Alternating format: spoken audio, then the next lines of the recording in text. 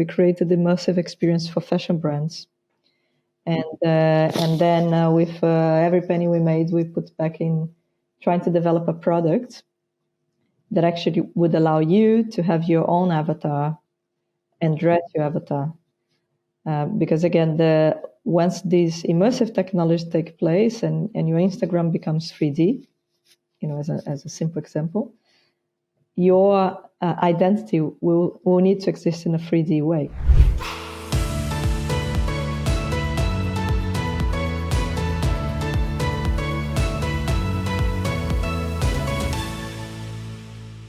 Welcome everyone to another episode of Europreneur, the podcast that teaches you a little bit more about business, entrepreneurship, success, failures, and so much more. I am your host, Nir Zavar from EO Israel, and it's always a pleasure, the chance I get to meet all these people. So for those of you who don't know, I've been traveling quite a lot. So right now I'm in Istanbul, and Adriana and I are having some gap hours, but we'll also meet next week for coffee at one of the EO events in Amsterdam. And I'm very happy that you and I are getting this chance because we spoke very briefly in Santorini about your business. And, I have this thing. I asked every EO member so far, so I'll ask you as well.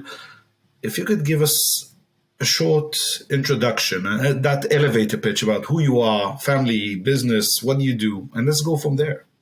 Cool. Don't know if it's gonna be a long elevator then. Let's go. So I'm Adriana. I'm a Brazilian, and I lived until my 26 in Brazil, and then I moved to the UK where I did my MBA. I had a corporate life, so that's my first, I would say, a true entrepreneurship experience. Most of my life I spent in large corporations, did the whole C-level stuff, and then just to realize that it was not really meeting my purpose and ambition to make an impact for myself and the world. So I left the corporate gig, and I didn't know what to do, but I knew the elements. I wanted to be in tech because that's what I love. I wanted to do something that was personal, fulfilling, but also left an impact in the world.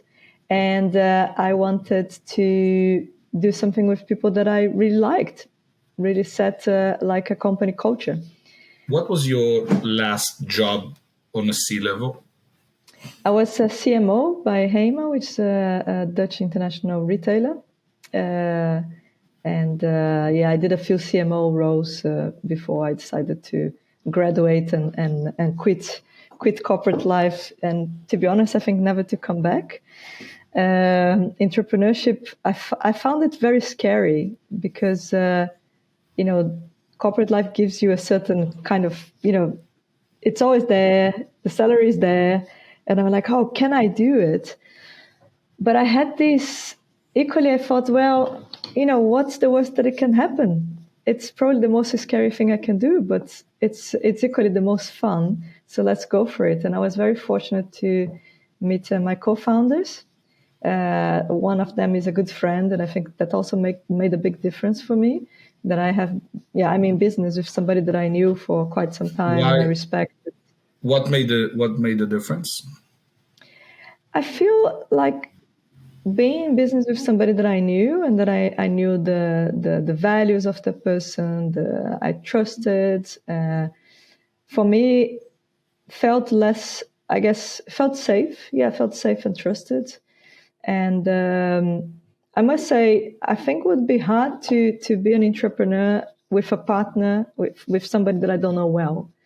I really feel that the fact that I have this friendship relationship with my co-founders makes a big difference in the business, and I can hardly think about doing it differently. If I would set up a new business, I think I would still look for somebody that I could, that I knew, that I could relate to, that I knew we were in it together, but also with the same set of values and ambitions, right? And I feel we're opening a bracket, so I'll ask you one more question.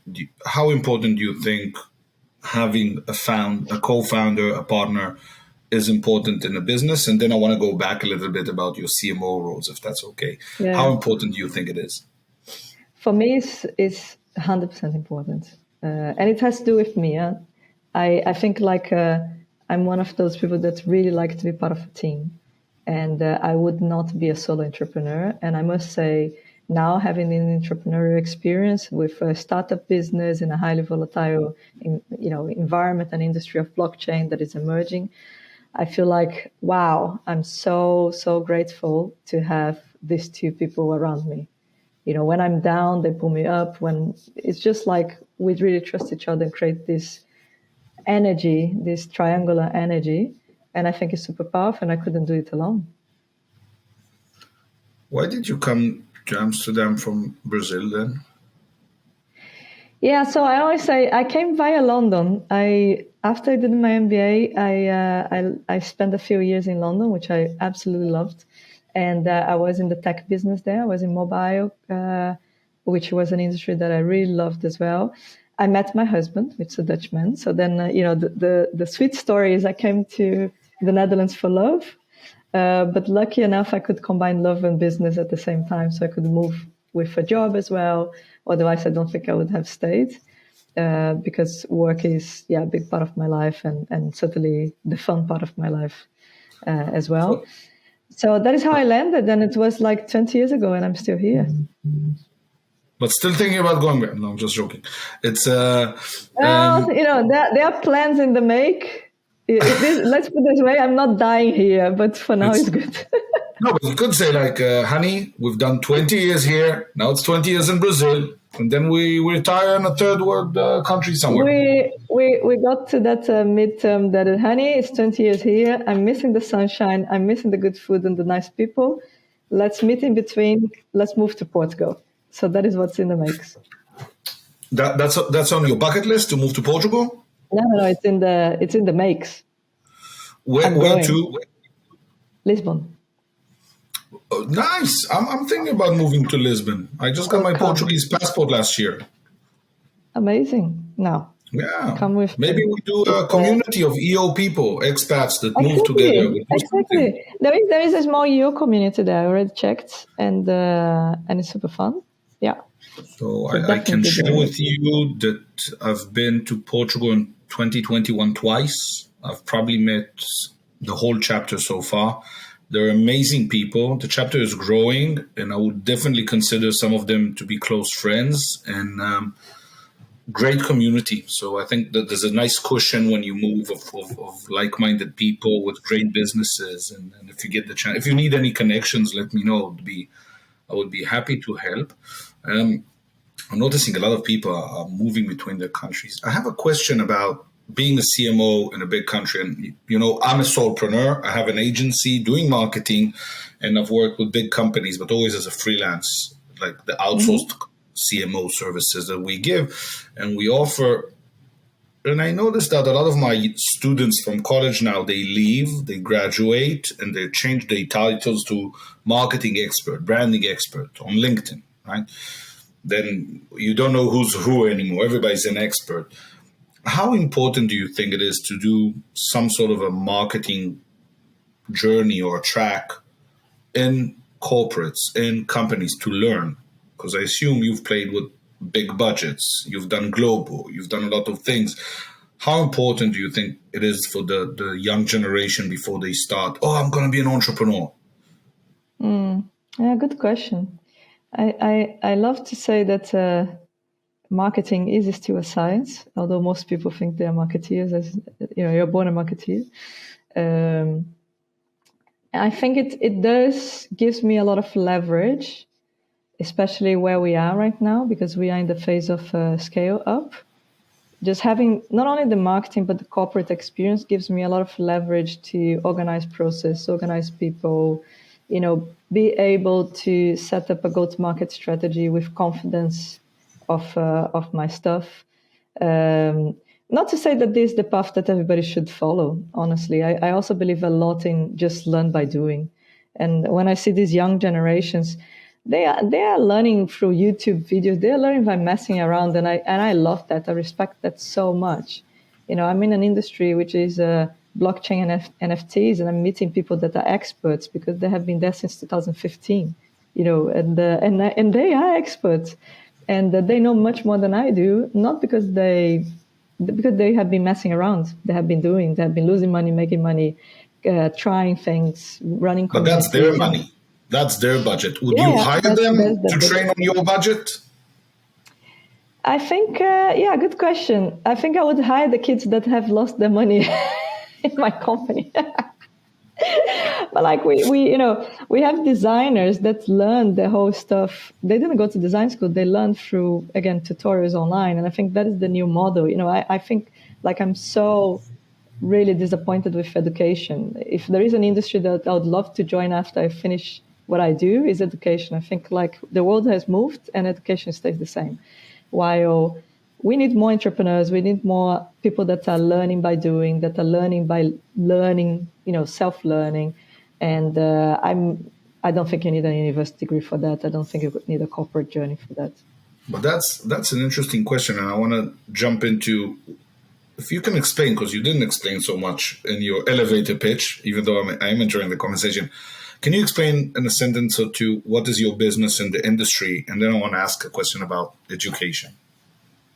100%. So I'm one of the co-founders of the Fabricant, and the Fabricant is a digital fashion house. It means we only do digital fashion, nothing physical. And we created a platform to enable anybody to launch a fashion label in the metaverse, which means you can launch your own digital fashion label direct to the avatar. And it's an ecosystem that is building. It's based on immersive technology of gaming and blockchain. So everything that you build is also related to ownership that can be traded digitally. And it's fascinating. It's still highly, I would say, early adopters, is in the early adopters phase, but rapidly expanding. And we have been there since 2018. Do you feel that, is it in the stage like people are actually using it now? 100%, yeah, 100%. We're in the stage that we make money. Not enough money. There is revenue. There is revenue. There is revenue. There is revenue. There is adoption. There is traction. We are backed by investors, so it's not that we make enough money to support our operations, but we see every time, the traction increasing, the amount of people joining the space, and it's really in the tipping point. And part of it is getting the product easy to use. Taking right now, blockchain and NFTs are too much in the forefront of the user experience. They need to become in the back of the user experience and just be super seamless. And that's what we're working on, and a lot of people are working on. So just like right now, you don't talk about the internet as HTML, right, which is the technology. Very soon, we're not going to say NFTs when we talk about digital assets that we buy and sell, because it's just going to be. I think in general, people need a way to explain a new technology so they use it. I can share with you that when I meet startups and you ask them what do they do, 90% will say we do something that we don't understand, and it's either on a blockchain or AI or machine learning something. So I think once it goes to the layer of how we do it using that technology, then what we do becomes the basics, becomes the actual conversation. No one will care later if it's a machine learning, if it's based on a blockchain or the NFT. It doesn't really matter. But it's interesting, and I would like to connect that to what you said earlier about education, and I think in many ways, getting the certificates, right, and getting the credential and getting the work done and getting the testimonials. And if we look at blockchain as a concept of proof of work, you could do the same concept of proof of work through an NFT for education. So I don't have any formal education, but I did this course and I did this client and he gave me that score and he did this. And as speakers today, we go and speak and we get an overall rating afterwards. And this is how we keep 100%. Moving. So it could be very interesting, don't you think? Yeah, 100%. It's already happening here. It's actually, there is a little gadget that's called proof of attendance. So SPOAP is the abbreviation. Is a French startup, and that's what they do. Is like you attended an event, in real life or digitally, and at the end of the event you get the code released. That code is an NFT that proves your attendance through the event, and that is your badge. And there are a few educational platforms now playing with it we are playing with it as well, because we do a lot of tutorials for creators to actually, your tendency is a badge. And once you have so many badges, you're actually part of the, the higher class of designers. So that is like one of the methods. And I think, to your point, there is a lot of opportunity to innovate in education. I'm super passionate about it. I think, especially coming from Brazil, I feel like, the emerging societies can only get out of where they are through self-education and entrepreneurship. There is no other way. It seems it is becoming more simple, the execution of these things, right? So you can build a platform, you say, this is what I can educate about, and maybe that will be the next level of Udemy and other things to connect that portfolio also. So you attended, you got the exam, you did this, you did it on your own pace, but maybe you're actually, through building your portfolio, you might be doing, and for me, I hire a lot of juniors in my agency. I love that. I love that they keep me young. So every year I usually pick one or two from the college where I teach. One or two will come part-time. Some, by the way, have stayed for years. I think the longest was 4.5 years. Okay, by the time they leave they go to big companies. But it could be interesting that the proof of work would also be something for me. I hired him or her when they were just starting. Yeah. Okay. Then, that's super cool. Yeah, that's two-sided. Yeah, I love that. Yeah. It's a bit like a bit like the Airbnb concept. You get rated as well. Hey, that's super cool. You know the cold start problem, the concept? No. The cold start problem, by the way, there's the cold start problem book. I'll send it to you. I would probably put it also in the links. The cold start problem is interesting because it's the same problem you have in any marketplace. So Airbnb, Uber, Tinder, right? Like you need one side, you need taxi drivers and you need people that want a taxi driver. Okay. You need people who want to rent a home and the people that offer the home. But at the same level, if you look at the taxi, for example, an Uber, if it will say 30 minutes, that's just too long, right? But if it says 2 minutes, it's too fast. You didn't have enough chance to put on your sneakers and grab your keys and get down. So you always need to balance the codes. How do you start, the chicken and egg? Okay, and how do you balance it? So there's always a taxi close by within less than 10 minutes. So I think it's interesting that if we want to give people the option of online education or whatever, which is great, the problem is, okay, now they need a job. Yeah. So if we could also say, I'm willing to give it, and I don't know if you know this, we have a Fiverr partnership with within EO. So, and we do the partnership, which is interesting. We can ask them to help us, like a concierge, to find different people. So my team and I will often take someone to do a job for $20, $50, I don't know, $150. And sometimes you'd be surprised to work for $20 because it comes from a different country, a third world country with some problems. By the way, could be sometimes much better in terms of the quality. 100%. Okay. I can tell you, I never worked hard in my life than when I was in Brazil, and I know those guys work really hard for much less than what we pay outside, which is there is a lot of technology development. Well, as you know, like if you look at India, of course, is the classic case, but like Argentina is booming with tech people, especially on blockchain. Brazil as well. I was there now in August. They just did a mega conference on blockchain in September. This is all kind of emerging technology. You wouldn't expect, right? But they are adopting because they can see this the new thing, and I see a lot of movement in those areas, especially on tech and tech professionals. Absolutely. So do you think, let's take your business, how many, like you have a big team now? Yeah, we are with, you could fluctuate 45 full-time and then typically like around 5 externals that we hire on short-term contracts.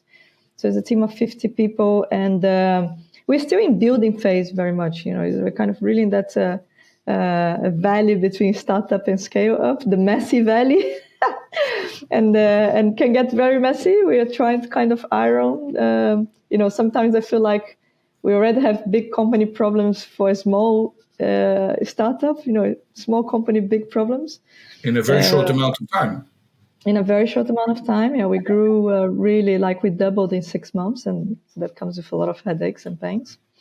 I can tell you, if there is any experience that I can share, is be aware with the pace of the growth and prepare for it. Don't just jump in and grow, because it comes with a few pains.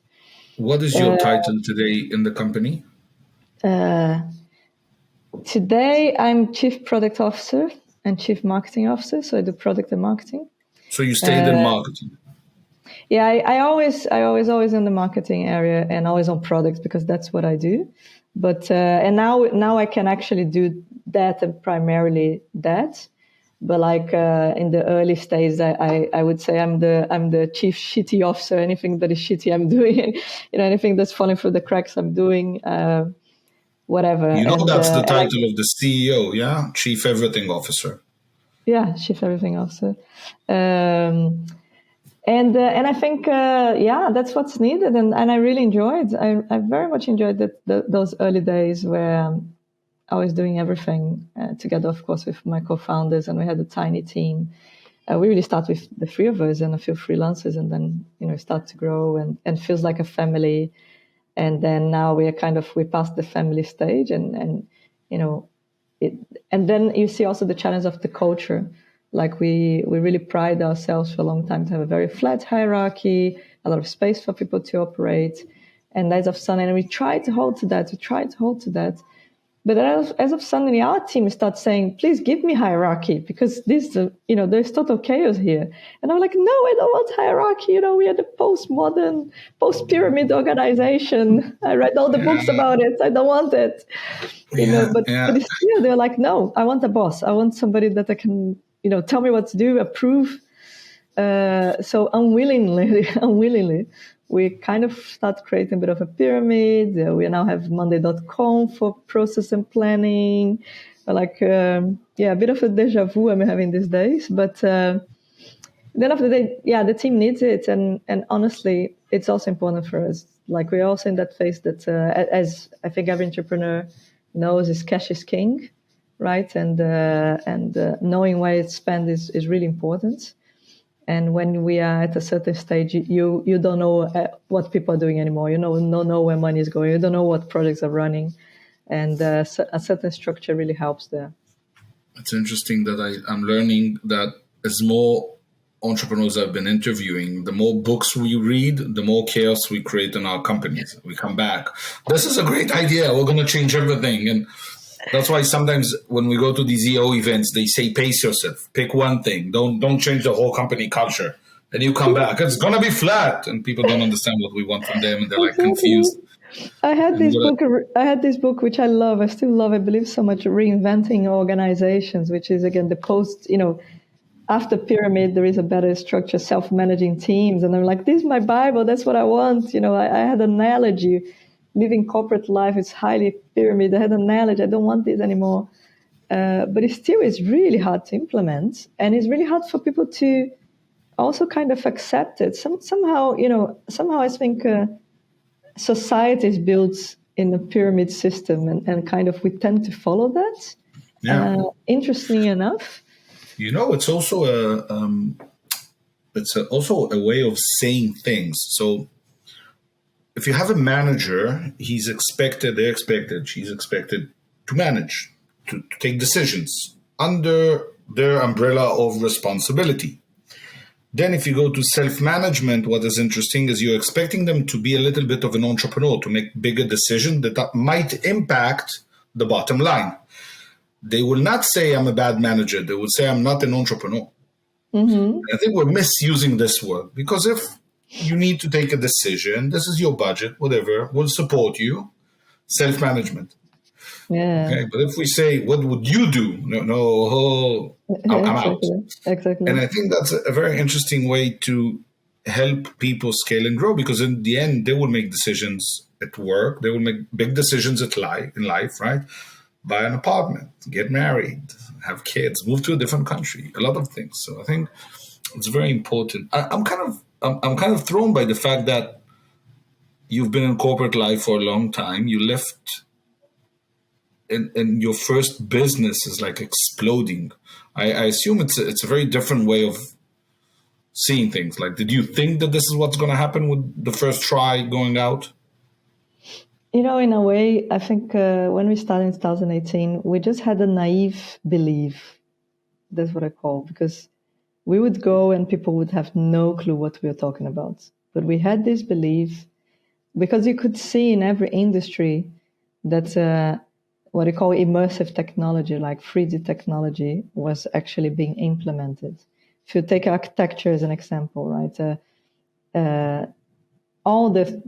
Everything that you buy an apartment in a 3D model, you get in, you walk around.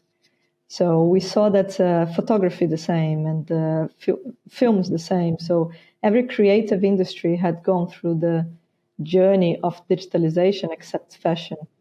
I come from that retail apparel background. The last 10 years, that's what I did. So I knew a lot about the fashion industry. The other co-founder, she's a designer. She knew a lot about the fashion industry. And our third co-founder, he comes from the visual effects technology, 3D immersive technology world. So we just had a very clear in our head that there was a way to experience fashion in 3D. And that actually the next media revolution was coming from, if you look at the internet, from text, then we got photography, now we are in the video, and the next medium is immersive, is 3D, which already exists in game, is just going to be implemented in the web as we know. So we saw it very clearly, and we had this naive belief that there was business to be made. So the first years we operated as an agency, so we didn't have a platform. We operated as an agency because that's the money that was there to be made. So we created immersive experience for fashion brands, and then with every penny we made, we put back in trying to develop a product that actually would allow you to have your own avatar and dress your avatar. Because again, once these immersive technologies take place and your Instagram becomes 3D, as a simple example, your identity will need to exist in a 3D way. And the moment that you have a body, you need to dress, right? And we are kind of... that's a concept. Some areas in gaming will, the same. Some people might cite differently, but in general, fashion is an accessory of identity. And if you're going to have a 3D identity, you need fashion, right? And again, like, we didn't know how fast, we didn't know how it was going to go, but we knew it was going to happen. And if anything, we were completely taken by surprise on how fast it went. Faster than we expected, to be honest. We thought it was going to take much longer. We thought that blockchain adoption and actually business models around blockchain would not exist for a while. But when Facebook comes out and say, we are Meta, right? And start releasing little avatars of Mark Zuckerberg shopping clothes, you're like, Jesus, the thing is about to explode. Which did the work for you. Which is we are Web3. We're hardcore Web3. We're kind of about decentralized, which is another part of I would say, to me, what makes me wake up every day is the decentralization, is the ability to create new business models that are actually giving value back in a more equal way. I say, like, right now we are all consumers. You consume, it means that value is extracted from you, not given back. Right, you buy a Gucci bag of $500, and you get a bag. That's what you get, right? There is nothing else, and that bag enhances your identity because you relate to that brand. But they're not paying you anything to wear it. They're not paying you for the pictures you take with Gucci. They are not engaging you in any other way than a monetary transaction where value is extracted. And I think blockchain allows that concept of ownership to be translated in a concept of true ownership, of co-creation, of coexistence, of from my say is always from passive consumers to actually active participants. As of suddenly, the economy can be participative because value can be generated back and forth. So what I see it's going, again, just disclose that one, is if today I buy a Gucci bag and I take a picture on Instagram, I'm extracted by Facebook, I'm extracted by Gucci, right? And nothing comes back to me. But at the moment that bag has a code of ownership that is mine, and that picture, it's my picture, anybody that uses it needs to have my agreement to use it and eventually pay me royalties for that.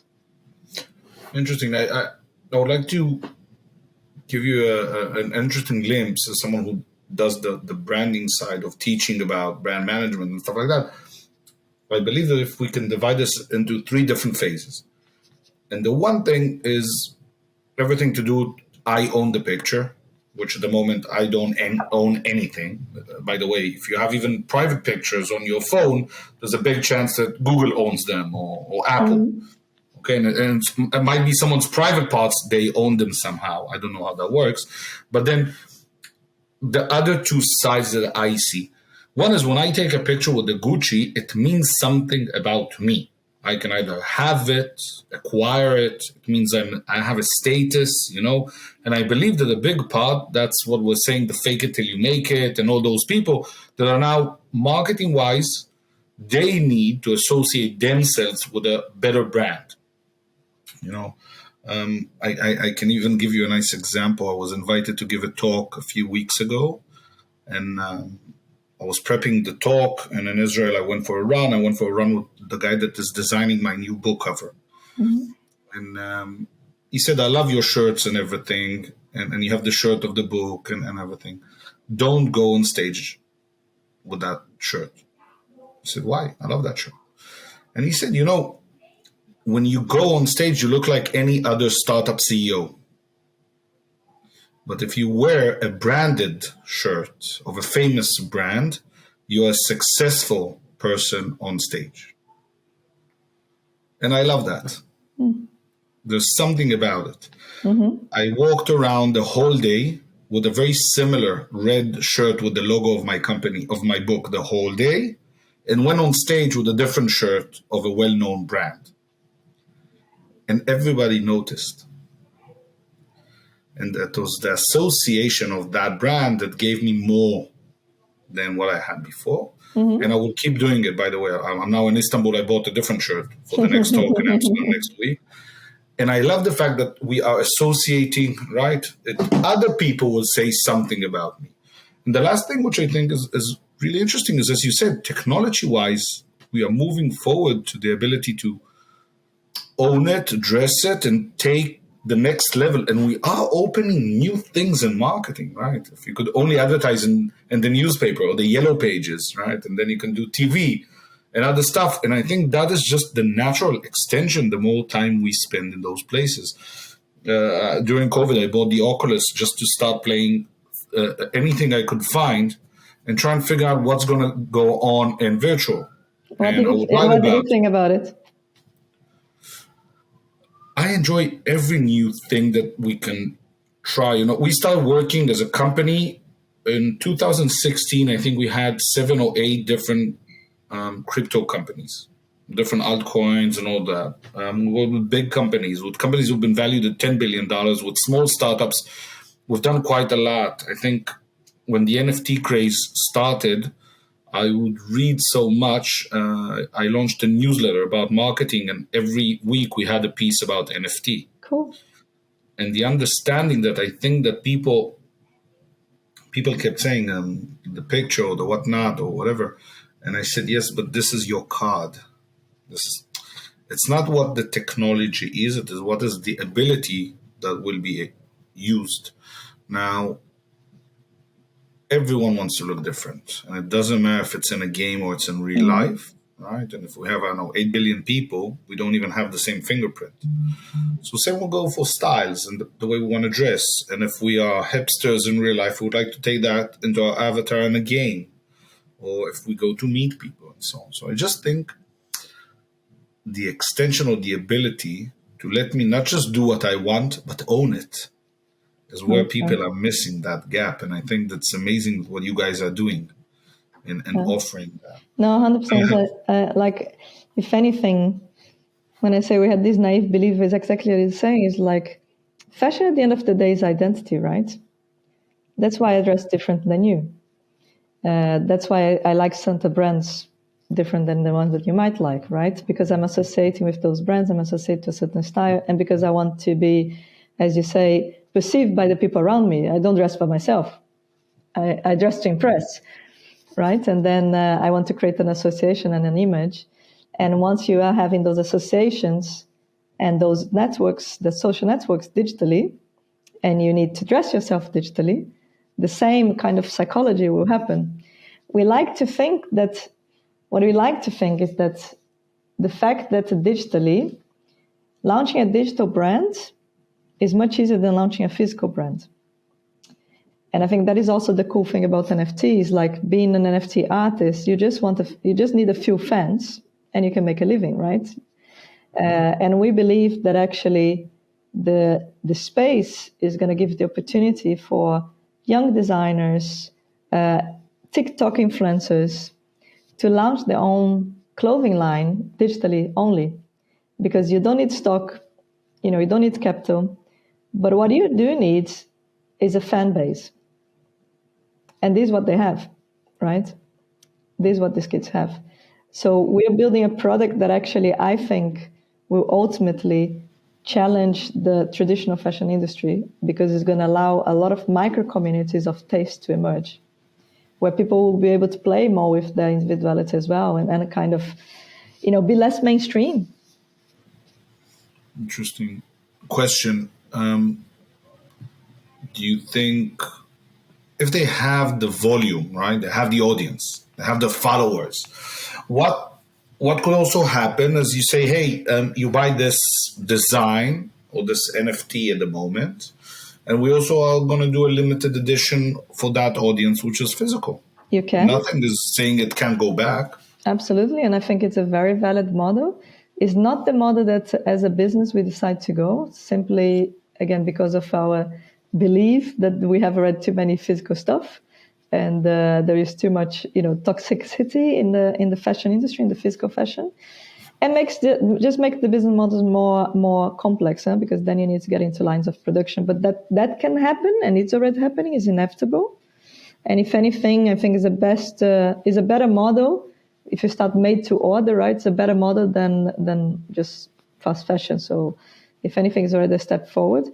And it will happen. Like there are a few brands already doing it. Like the digital, as we call, physical and digital connected. It's valid, absolutely valid. Yeah, interesting. By the way, it could be that you give them the initial kickoff. They do that with you, and they do it, or someone else will have that next level as a business. Yeah, 100%. But our belief, and if anything, all the trends are showing is that there will be enough use of digital fashion, and there'll be enough, let's call it metaverse environments where you're going to be using it. And time will tell whether we can translate a very physical industry into having a significant portion that is digital only. I grew up with LPs and CDs, and I never thought that they would disappear. If anything, they were always, I had shelves and shelves in my living room, right? This is my music identity. And I was showing it with pride, and now it's all gone and it's on my phone. So, 20 years ago, nobody would ever think about it.